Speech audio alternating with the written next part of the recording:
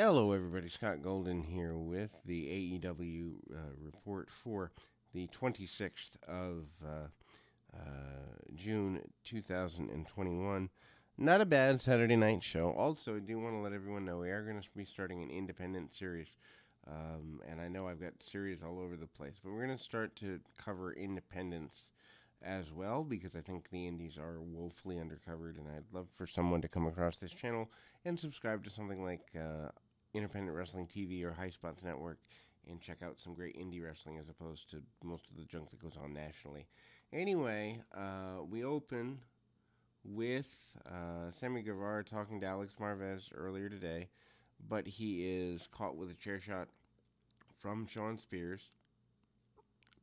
Spears gives credit to MJF for the chair shot and says good luck next week to set up their match. Interesting that MJF isn't part of that particular deal. Taz joins commentary for the match. No cage, Starks, or hooks out there with Hobbs. Hangman Page defeats Powerhouse Hobbs. Good match for what it is.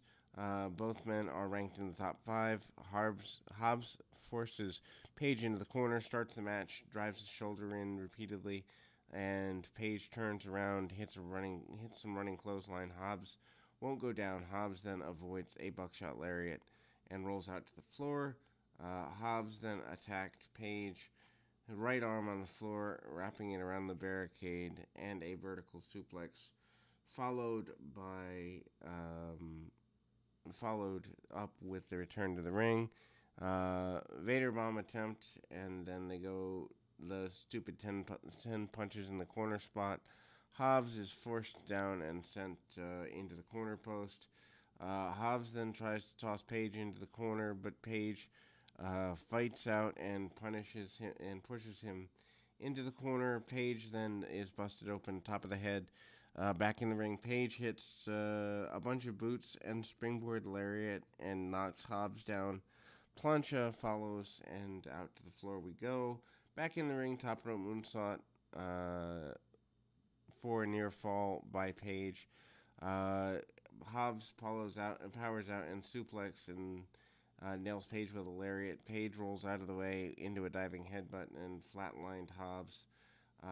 Big lariat for near fall. Hobbs fights out of the Deadeye and takes Page down with a running cross body. Starks and Hooks run out with the FTW Championship. Cage interferes and sends them away. Distraction allows Hobbs to hit a spine buster for a near fall. Elbow smashes. Page avoids a running cross body and hits a German suplex. Deadeye follows and he gets the win. Video package plays hyping Omega and Jungle Boy for the main event tonight. Basically, they are playing this like one of the biggest matches in history. Young Bucks and Brandon Cutler cut a promo. Matt said they're the longest reigning tag champs in AEW history. What an accomplishment with a short-running company. Cutler started to talk, but he was told to shut up repeatedly. They listed all the people they've beaten. Next is Eddie Kingston, easy for me to say, and Penta. They're not even real tag wrestlers. Bucks are going to beat them because they're EVPs, extremely violent people. I guess if you like them, this is fine. I wasn't a fan of this. Odd interview with Tully Blanchard and, of all people, Conan. Shivani's the moderator. Tully lets Conan speak first. Conan said he isn't going to be intimidated by mind games, and neither will Santana Ortiz. FTR tries to say that they had the same upbringing as Santana Ortiz, but in North Carolina isn't the same as New York City. He brought up social issues. Tully is a mentor. Conan is a father. Tully said Conan doesn't know who he's dealing with. Conan's just going to make one big entrance on Dynamite before FTR ends the game. Conan brings up Santana and Ortiz. Tully points out to the big screen, and Santana and Ortiz have been beaten up. Santana and Ortiz in the ring, unmasked as FTR, and hit a spike pile driver on Conan. This is a complete waste of time. It feels like giving Conan something to do because Tony Khan was a fan of AAA when he was 14. It doesn't make any sense. Um, Vicky Guerrero interrupts Dante Martin's entrance with her "excuse me" deal, and then brings out Andrade and is about to speak more. But then there's Seidel's entrance. Matt Seidel with Mike Seidel defeats Dante Martin. I know people like Dante Martin. I actually think he's just a third generation flippy floppy. They had a match on AEW Dark a while back. Chain wrestling early to start before Dante hits a springboard dropkick for near fall. Standing twisting moonsault from Seidel. Gets a 2 ahead of a commercial. Once back, Seidel applies a modified figure 4. Dante reaches the ropes. Dante fights back with low kicks and catches Seidel with a fireman's carry for near fall. Springboard moonsault from Dante for 2 more. They fight on the top rope until Seidel forces him to the mat, follows up with a meteor and yet another near fall. Dante hits a sunset flip for near fall and then a stunner for a couple of more near falls. And Seidel avoids a stomp and hits a lightning spiral for the win. I guess this makes sense for Seidel, but it's a match just for the sake of putting spots on TV. Jungle Boy's about to talk about how tonight's going to be the biggest match of his career, night of his life. Christian walks up and agrees, says Jungle Boy shouldn't be happy to be here. He should be a little angry because of what Omega's been saying. He told Jungle Boy to shock the fans and win the title tonight. Good promo and good endorsement by Christian. Jade Cargill with Mark Sterling advertising the Jade brand and Shop AEW promo code. Ripping up a Dark Order shirt and says she's, well, that catchphrase that doesn't fly because it's not PG. Anyway, MJF, Wardlow, and Spears are all with Alex Marvez. Really? Why? You have Mark Henry, you have Big Tree, you have Tony Schiavone, and you put Marvez in the spot. Anyway, MJF talks about attacking Jericho and having Spears attack Guevara. He doesn't understand why people are upset at him attacking Dean Malenko, an old guy with a bad heart and Parkinson's. That's just funny. I mean, talk about a good heel. Anyway, MJF says fans should be thanking him because he gives Malenko an early retirement. Jericho said Jericho and Hager run in, leading to a brawl.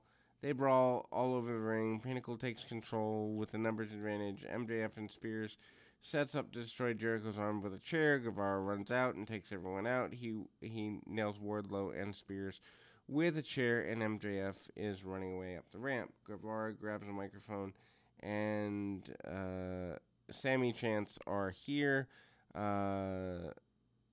AEW chose wrong guy for the action figure and posters. Guevara promises to show MJF on Wednesday that he's the best ever and that he knows it.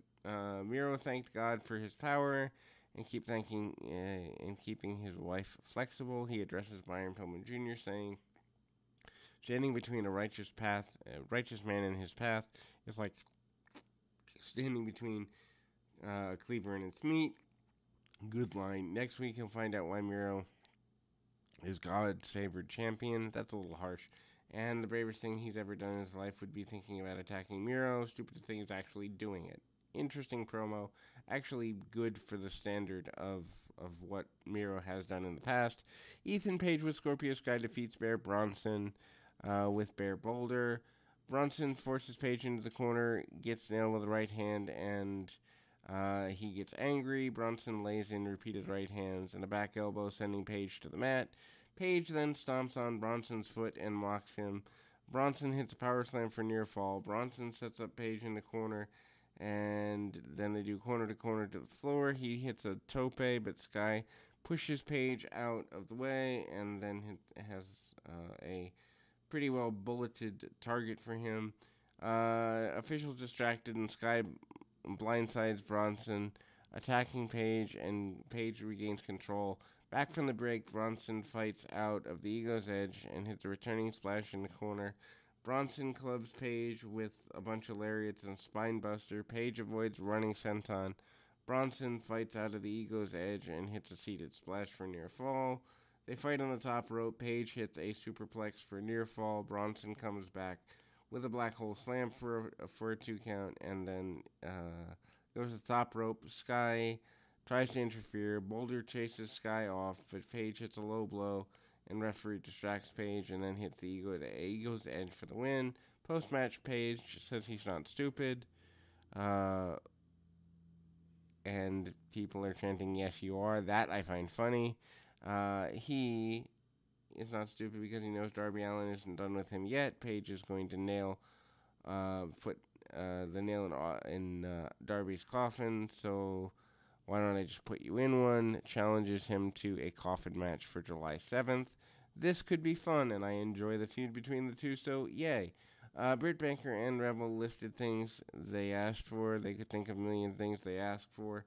Tony Khan owed them a favor. Vicky Guerrero asked for a wrestling match. Baker is the face of the new era, and one doesn't get into fun and games and old chicks. Excuse me in advance of beating your tail. She'll send Vicky home with a prescription signed DMD. Yeah, this was fine. I don't necessarily think Vicky Guerrero is an upgrade for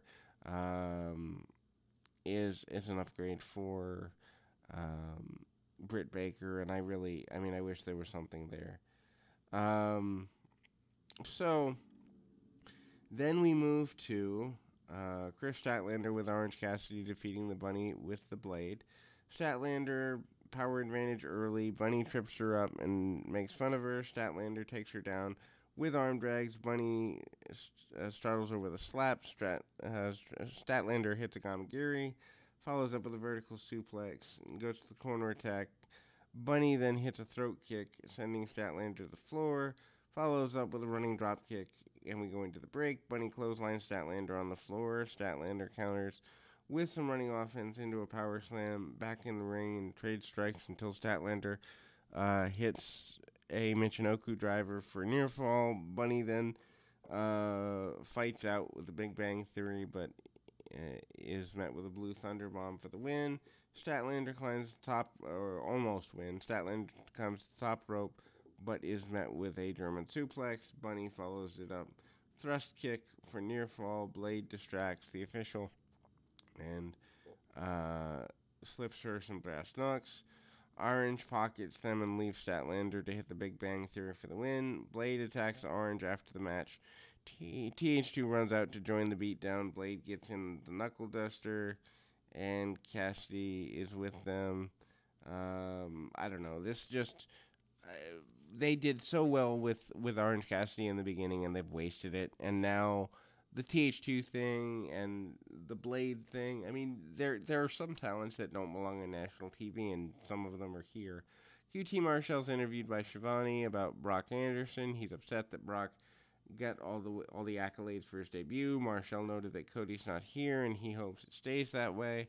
Brian Pillman Jr. addresses Miro. He thinks Miro has a god complex. Pillman gets a complex too, and he called it frightening for everything he's ever had, or fighting for everything he's ever had.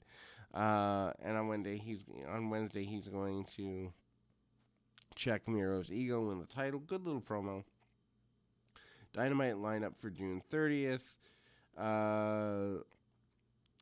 Britt Baker and Rebel versus Nyla Rose, Vicky Guerrero.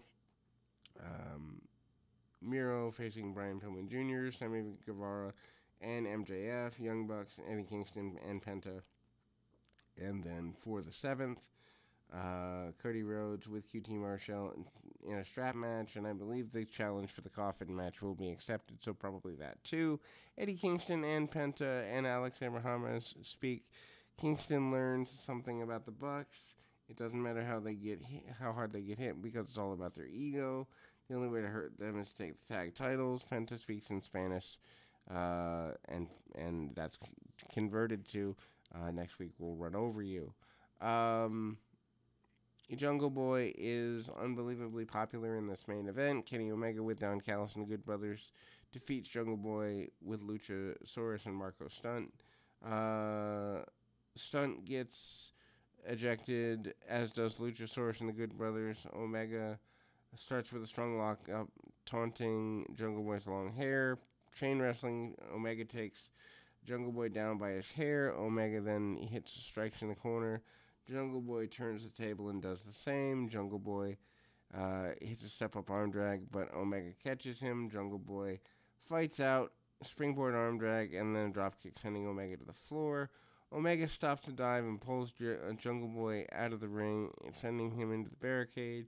He then continues the beatdown through the commercial. During the break, Omega sends Jungle Boy into the crowd, and then Jungle Boy avoids the "You Can't Escape," but Omega hits knees up on a senton attempt and a backbreaker for a near fall.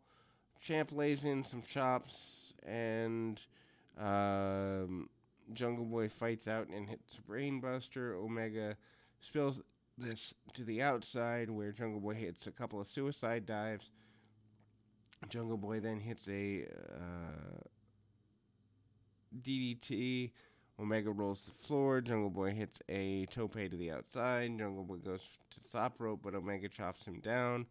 Omega then goes for a superplex and manages to hit the long fight for the 2 count.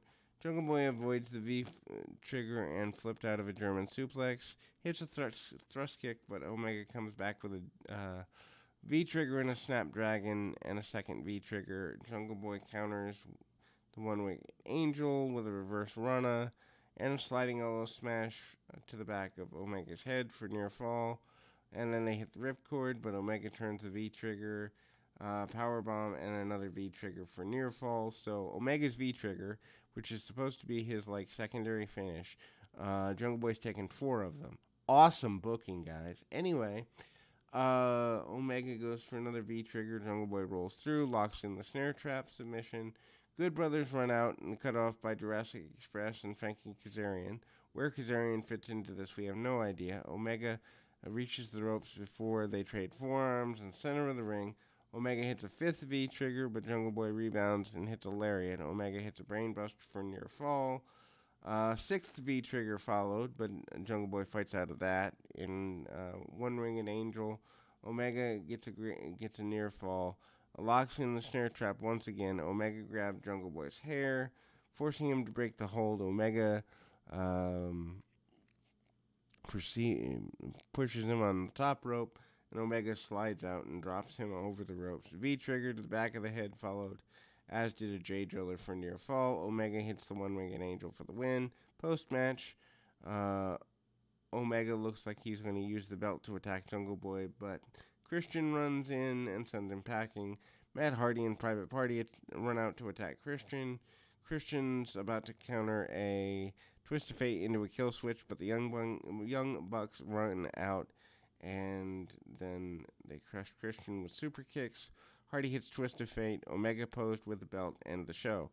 I assume this is going to lead to Jungle Boy and Christian as a tag team. Maybe that breaks him away from the Jurassic Express, which I think for the seriousness of his career would be a good thing, but I don't know where it leaves Stunt and Luchasaurus. Stunt they could fire and I wouldn't care. Luchasaurus has some talent, but I don't know if he gets over as a single. Anyway, till next time, keep your feet on the ground, your mind in the moment, everybody.